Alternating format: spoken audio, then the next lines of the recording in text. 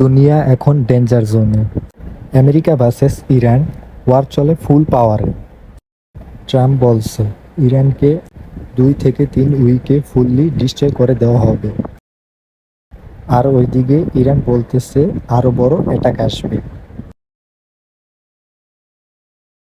Oil road Hormuz already বন্ধ, তাই দুনিয়াতে ফুয়েল ক্রাইসিস স্টার্ট হয়ে গেছে। অয়েল প্রাইস এখন অলরেডি আকাশ ছোঁয়া দাম। কিন্তু শকের নিউজ কি আপনারা জানেন? আমরা আমেরিকান পিপলের এনিমি না, আমরা শান্তি চাই। সো দ্য কোয়েশ্চেন ইজ, তাহলে কোয়েশ্চেন হচ্ছে এই ওয়ার কি শেষ হবে নাকি আরো বড় গ্লোবাল ওয়ার আসতেছে? এই রিলেটেড ভিডিওর জন্য সাবস্ক্রাইব করুন বিডি প্রো মাইন্ডে।